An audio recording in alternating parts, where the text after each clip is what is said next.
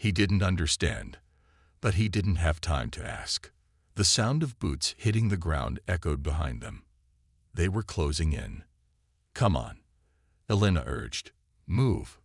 Krasin didn't argue. They ran, the ravine offering some cover, but not enough. The enemy was fast, and they were closing in. The sound of the Grolkai soldiers filled the air. "Found them," one shouted. "The traitor is here." Krasin froze. "A traitor?" Elena turned, her face pale but determined. "They think I've betrayed them. That's why they're after me." "What do you mean?" Krasin asked, shocked. Elena's eyes met his, and for a brief moment, he saw something raw, something vulnerable. "I'm not who they think I am. I didn't abandon my team willingly. They left me for dead." Krasin was stunned. He'd known she was fighting to survive. But this changed everything. As they continued to run, Krasin knew that the fight wasn't just about survival anymore. Elena had been branded a traitor by her own people. And now, they were both running for their lives, hunted by both sides. The sound of boots pounding the dirt echoed behind them, growing louder with every passing second. Krasin's heart raced, his breath coming in sharp gasps as he and Elena sprinted through the narrow ravine. Their only chance now was to keep moving, keep ahead of the Grolkai soldiers closing in on them. But the ravine was getting smaller, the path narrowing. They were running out of options. "We need to get to higher ground," Elena said, her voice tight with urgency. "Now." Krasin didn't argue. His mind was racing, trying to figure out a way out of this mess. He had never been in a situation like this before, fighting not only against the enemy, but against his own people's beliefs. The Grolkai soldiers had branded Elena a traitor, and now they were hunting her down. But to Krasin, she wasn't the enemy. She had proven herself more than capable, more than strong, in ways he hadn't thought possible. "Over there," Elena shouted, pointing to a small ledge up ahead. Krasin followed her lead, and they scrambled up the rocks, their hands slipping in the loose dirt. As they reached the top, they paused for a moment, panting, and looked out over the valley below. The Grolkai soldiers were closing in fast, too fast. There was no way to outrun them now. "What do we do now?" Krasin asked, his voice grim. Elena glanced at him, her eyes hard but determined. "We fight. It's our only option." Krasin's heart sank. He wasn't a fighter by choice. He was a soldier, yes, but he had always followed orders.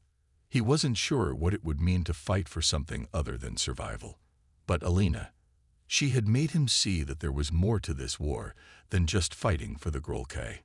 Maybe there was more to life than just following orders. "We can't win," he said, looking out at the soldiers gathering below.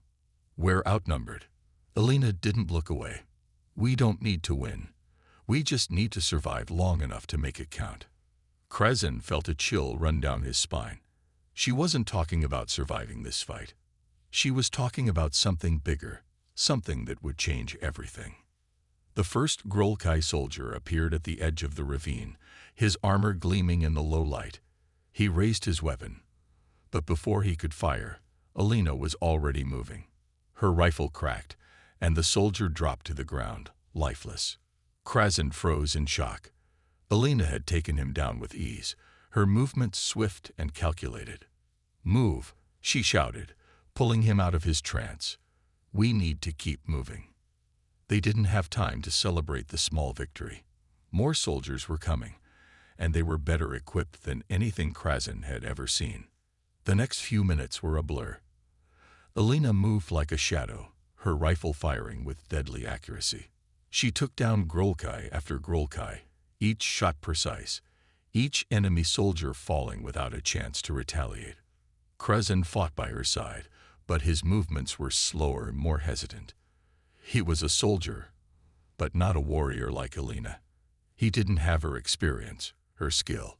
Still, he fought, knowing that this was his only chance to prove he wasn't just a tool of war. A blast of energy struck the ground near them, sending dirt and rocks flying. Krasin barely managed to dodge, falling to the ground with a grunt. He looked up, seeing Elena taking cover behind a large rock, her face set in determination. "They're not backing down," Krasin shouted over the gunfire. "We need to retreat." "There's nowhere to go," Elena yelled back. "We fight until the end." Krasin's mind raced. They couldn't keep this up. They were running out of time, running out of options. But then, something clicked inside him. Elena had shown him how to survive, how to fight not just for survival but for a future. She had shown him that there was more to life than blindly following orders. He couldn't just let her fight alone. Not now. He stood up, shaking off the fear, and grabbed his weapon. "I'm with you." Together, they made their stand. Krasin's shots weren't as precise as Elena's, but they were enough to keep the Grolkai soldiers at bay. Elena moved swiftly, taking down one soldier after another, her movements fluid and efficient. Krasin fired alongside her, his heart pounding, his mind clear for the first time in ages. The Grolkai soldiers were relentless, but so were they. The two of them made a formidable team, each covering the other's back, each fighting for something greater than themselves. But no matter how many Grolkai soldiers they took down, there were always more. The enemy was closing in, and the two of them were surrounded. There was no way out. Krasin's breath came in ragged gasps. His arms were heavy, his vision blurry. But Elena was still fighting, still moving with a determination that inspired him to keep going. "We can't hold them off forever," Krasin said, his voice barely audible. "I know," Elena replied, her voice firm. "But we don't stop until we do." Krasin looked at her, seeing the fire in her eyes. She wasn't just fighting for survival. She was fighting for something more. For freedom. For change. And in that moment, Krasin knew. He wasn't just fighting to survive anymore. He was fighting for the same thing. With a final, determined roar, they both charged, facing their enemies head-on. They fought with everything they had, knowing that this battle was their last. The sky was dark. Smoke covered everything. Explosions still echoed far away. The ground shook under Elias Vane as he opened his eyes. His head hurt. His chest felt crushed. Blood ran down his arm. Around him, broken machines and burning bodies lay silent. The battlefield was dead. He coughed, trying to breathe. His armor was torn. His medkit was half buried under a piece of metal. He grabbed it with shaking hands. "Hello," he whispered into his comlink. "This is Medic Vane. I'm alive. Can anyone hear me?" No answer. Just static. He waited. Seconds. Then minutes. Nothing. Then a voice finally came, cold and robotic. "Human unit lost. Mission terminated. No recovery planned." His heart sank. They left him. Earth's army had left him to die. No ship was coming. No rescue. They had moved on without him. He looked at the small photo inside his suit's sleeve. A smiling little girl. His daughter. Her name was Mia. "I'm not dying here," he whispered. With great pain, Elias pulled himself up. His leg was injured. He used a broken rifle as a crutch. Every step hurt. But he kept moving. All around him were signs of war. Burned alien tanks, smashed droids, collapsed bunkers. Human soldiers and alien enemies alike were scattered across the dirt, lifeless. He was alone. But then, in the distance, he saw something strange. A metal door half covered in dirt, glowing faintly. It wasn't human. The design was too smooth, too advanced. He limped toward it. As he got closer, he saw alien letters glowing on the door. His translator implant buzzed, trying to understand. Slowly, the words formed. Medical Research Facility. XALEN 13. Restricted. Elias didn't care. He needed shelter. He needed supplies. He pressed a button, and the door opened with a hiss. Inside, cool air hit his face. The lights flickered, but the place was quiet. Clean. Forgotten. He walked down a narrow hall, past empty labs and dark rooms. The walls were covered in strange machines and glowing tubes. In one room, he found something that made him freeze. It was a healing pod, still working. Inside it, an alien body lay, long dead, but the pod's system still beeped softly. Elias limped to a control panel. He connected his translator. Bioenhancement system. Active. Caution. Incompatible with human DNA. He looked at his bleeding arm, his crushed leg. He had no other choice. "I need to live," he whispered. "I need to get home." He opened the pod and lay down. The machine hissed. Needles pricked his skin. Light filled the chamber. His body screamed in pain. Then, darkness. Hours later, Elias woke up. His pain was less. His arm was healed. His leg was moving. He stood up, surprised. His body felt strange. Faster, stronger, but also cold. Something inside him had changed. He checked his reflection in the pod's glass. His eyes were glowing faintly blue. "What did you do to me?" he whispered. Suddenly, a loud noise echoed in the hall. Clank, clank, clank. Something was coming. Elias grabbed a sharp tool from a nearby tray. He hid behind the wall. His breath was silent. His heart beat like a drum. Then it appeared, a patrol drone. Alien design.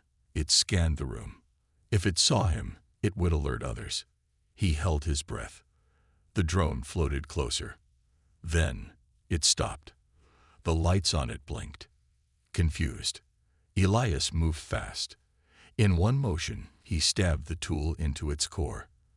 The drone sparked and fell. He stared at it. His hands weren't shaking. He had changed. The battlefield had forgotten him. His people had left him. But he was still alive. And now, he was something new. He looked back at the bunker door. There was more here. More to find. More to understand.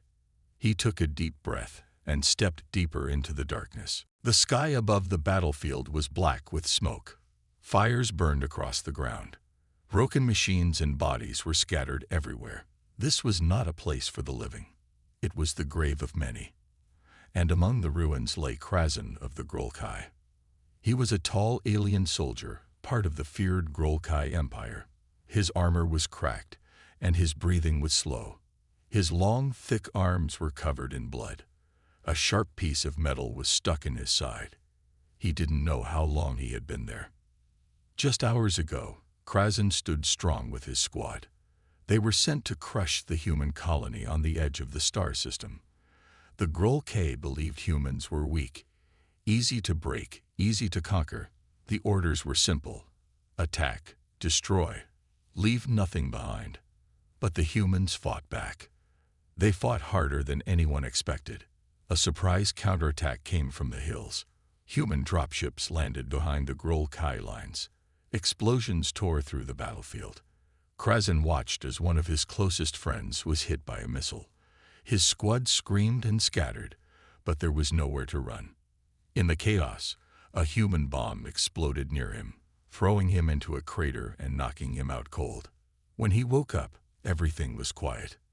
The sun was low. The fires were dying. The battle was over. And he was still there, alive, but forgotten.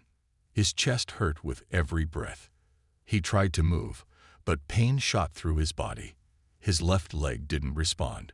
One of his arms was crushed under a broken metal beam. He looked around, hoping to see another Grolkai. But there was no one. Only the dead remained. "Cowards," Krasin whispered. His voice was dry like dust. "They left me." He closed his eyes and breathed slowly. He knew what this meant. His people had escaped and left him behind. The Grolkai did not rescue the wounded. If you could not walk, you were not worth saving. That was their way. Krasin felt anger rise in his chest. But more than that, he felt fear. Not the fear of death, but the fear of dying alone. Forgotten. Left in the dirt like trash. Hours passed. The twin moons began to rise. Shadows grew longer. The cold air crept into his armor. His vision blurred. He was losing blood. His heart beat slower. This is it, he thought. This is how I end. Then he heard it. Footsteps. Soft. Careful. Not Grolke. They were too loud, too heavy. These steps were small and slow, like someone walking through danger. Krasin reached for his weapon, but his arm wouldn't move. He held his breath. The footsteps stopped near the crater. Silence. Then a voice. Calm, soft, and human. Stay still. I'm a medic. Krasin's eyes widened. A human. Here. What kind of trap was this? A figure slid down into the crater. It was a woman in white and gray armor, a red cross on her shoulder. Her helmet visor showed a soft blue light. She knelt beside him, scanning his wounds with a small device. Multiple fractures. Heavy blood loss, she said to herself. Not good. Krasin tried to speak, but only a growl came out. The woman didn't flinch. Relax. I'm not here to hurt you. You, human, he growled. Yes, I know what I am, she said, pulling out a medical injector. And you're lucky I came this way. She pressed the injector into his neck.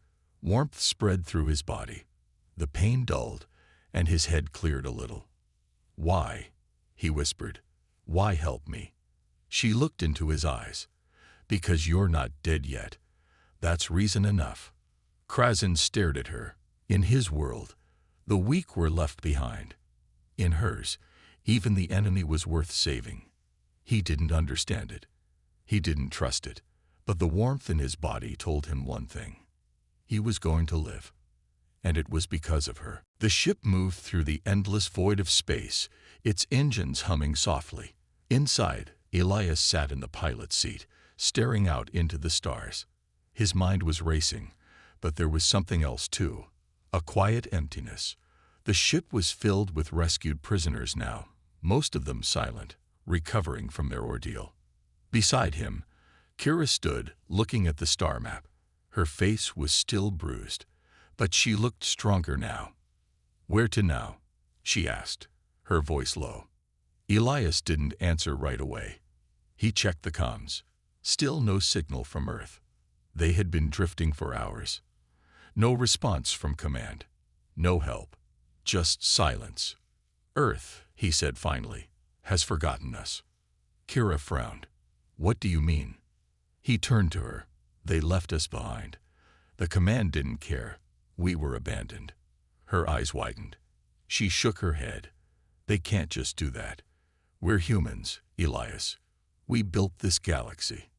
He chuckled bitterly. Maybe. But they don't want us back. How can you be sure? She asked. He turned back to the controls. I've been trying to reach Earth, but every signal gets blocked. Every message bounces back. They've cut us off. And if we try to return, they'll shut us down. Kira took a deep breath. No, that can't be true. You're wrong. He didn't argue. He had seen the signs. He had felt the isolation, the fear. They had been left behind, forgotten, just like the countless others who had been abandoned. Elias glanced at the prisoners. Some were asleep. Others stared at the walls in silence.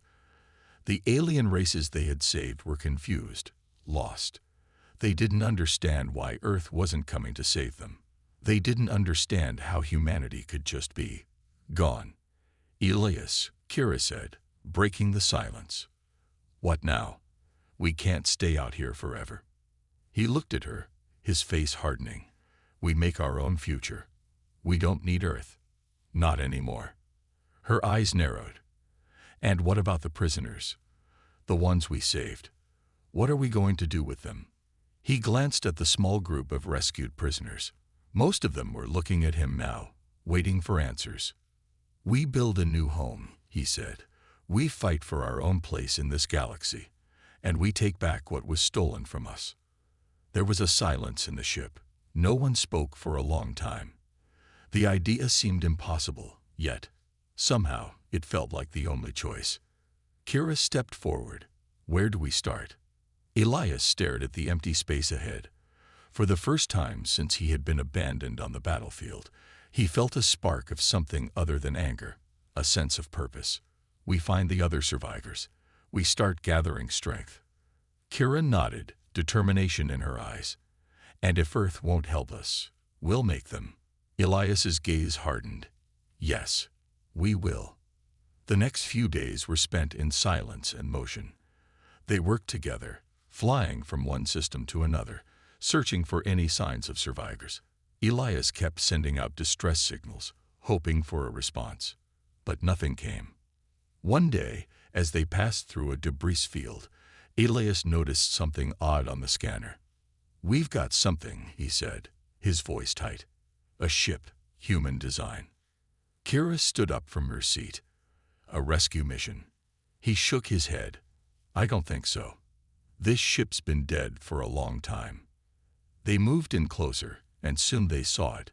A derelict human vessel, floating in space, covered in scorch marks. It had been through a battle, but it wasn't a battlefield like they had seen. No, this was something different. This was a ship that had been abandoned long ago. Elias's heart sank. "It's been left," Kira whispered. They docked with the ship, and Elias led the group inside. The air was stale. Everything was cold, empty. But then, in the control room, they found something that sent chills down their spines. A message. It was old. The words were barely visible on the screen, but Elias could make them out. "We are the last. If you're hearing this, we were abandoned. Earth has forgotten us." The message ended there. Elias stood still, staring at the screen. It was the same message he had received, only from someone else. "It's happening to everyone," Kira said softly. Elias nodded slowly. "Earth's turning its back on us." They left the ship in silence. The weight of the discovery hung in the air like a thick fog. They were not alone in their isolation. Many others had been left to die, scattered across the galaxy, forgotten by the very people who should have protected them. But Elias wasn't going to let that be the end of it. "We won't be forgotten," he said, turning to Kira. "We'll show the galaxy what humanity can do when pushed to the edge." Kira nodded. She believed him. And for the first time in days, Elias felt the spark of hope grow brighter inside him. They would fight. They would survive. And they would make sure no one ever forgot humanity again. Elias gripped the control panel, his fingers moving swiftly over the buttons. Every decision counted now.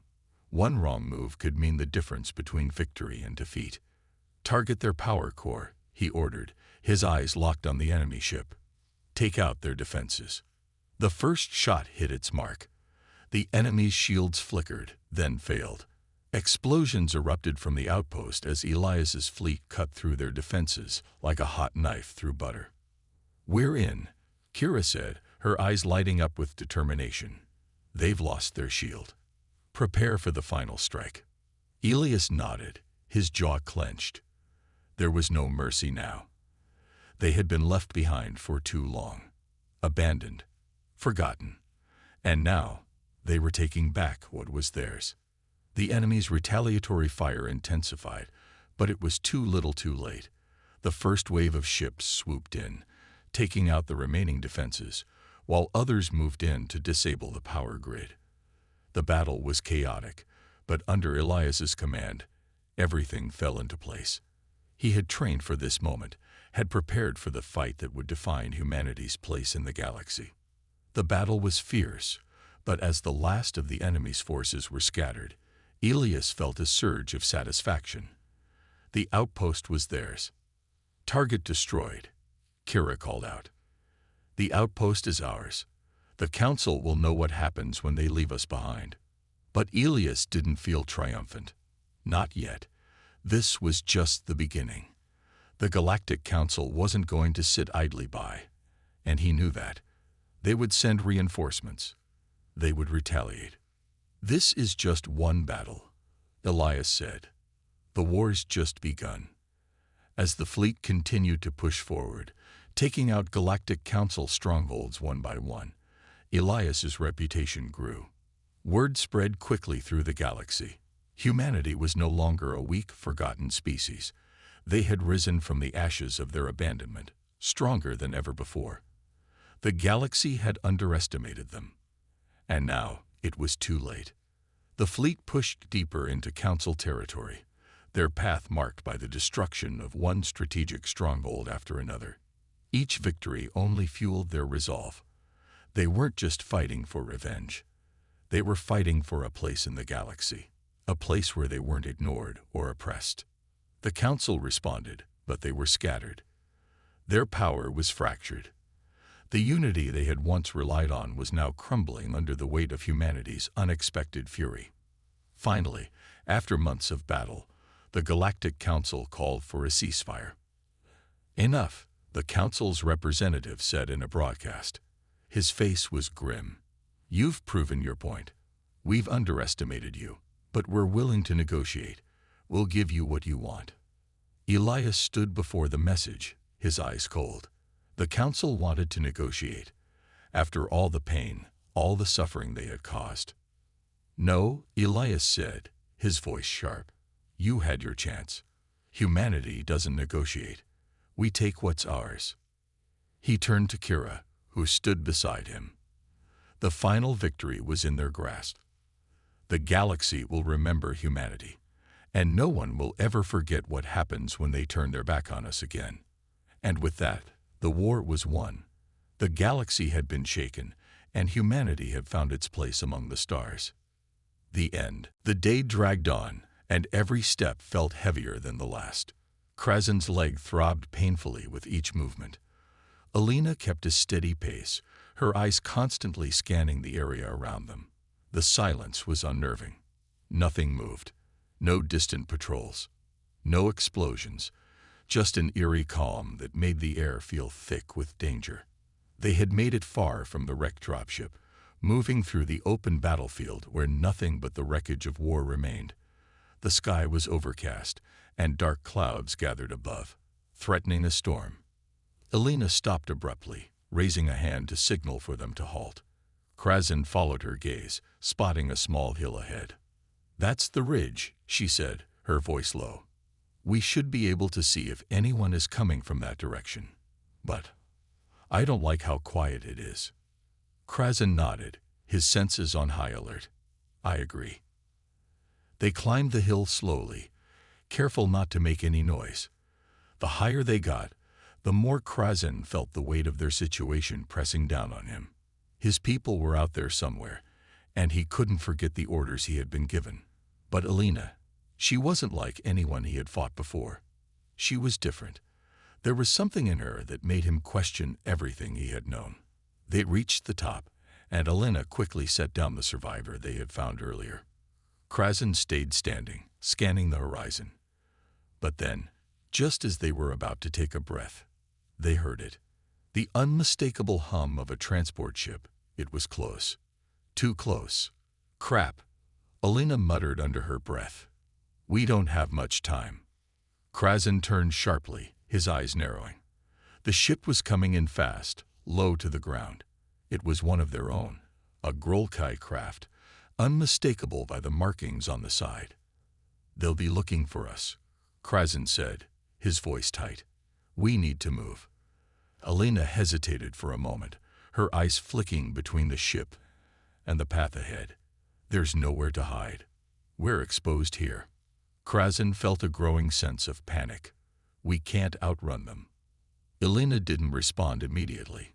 Instead, she crouched next to the survivor, whispering something Krazen couldn't hear. The survivor nodded slowly, then collapsed against the dirt. "What are you doing?" Krazen asked, feeling a cold knot form in his stomach. Alina's face hardened. "I'm buying us some time." Before Krazen could react, Alina moved swiftly, darting for a nearby cluster of rocks. She grabbed her rifle, aiming it carefully at the approaching transport. "No," Krazen shouted, rushing after her. "You're going to get us both killed." But Alina didn't listen. She fired a single shot, hitting the side of the ship as it came into view. The explosion was loud, deafening, and the transport staggered. smoke pouring from the wound. "Get down," Elena yelled, diving behind cover. Krasin hesitated, torn between staying to protect her or running. The ship, though damaged, was still in the air, and it was heading straight for their position. They wouldn't last long if they stayed in the open. But before he could make a decision, the transport descended rapidly, slamming into the ground not far from them. The impact sent a shockwave through the dirt, throwing Krasin and Elena both off their feet. Dust and debris filled the air, and Krasin's vision blurred. He scrambled to get back up, his heart racing in panic. He could barely hear anything over the ringing in his ears. When his senses cleared, he saw Elena struggling to get to her feet. She was bleeding from a cut on her forehead, but she was alive. "They're coming," Elena shouted, her voice strained. She was already on the move, pulling Krasin with her as she dashed toward a narrow ravine. Krasin's mind raced. He knew the enemy would be descending on them, but there was something else. Something about the way Elena had acted. "Wait," he said, pulling her back. "Why did you do that? You knew we couldn't take on a full squad." Elena's eyes were hard, but there was something else in them too. Something Krasin couldn't read. "I had no choice. We're not going to make it if we keep running. We need to slow them down." The alien ship flew silently through space, like a shadow cutting across stars. Inside, Elias Vane stood at the control panel, his eyes glowing faintly. Beside him, Lieutenant Kira Mendez leaned against the wall, still healing but stronger than before. In front of them was a red mark blinking on the map, Outpost VX-91. "There it is," Elias said. "Enemy space, high security." "You sure about this?" Kira asked. "No," he said, "but I know what it's like to be left behind. I won't let it happen again."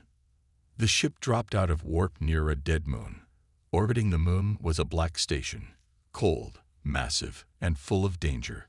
VX-91. Elias studied the scan. The outpost had shields, auto-turrets, and patrol drones, but it also had a weak point, a hidden docking bay on the far side. "We'll sneak in," Elias said. "No guns, no noise. Find the prisoners. Get out. And if it turns into a fight, then we fight." Kira grabbed her gear. She had found a small blaster in the ship's storage. Elias still carried the alien crystal blade. It glowed gently at his side. They suited up and piloted the ship to the blind spot.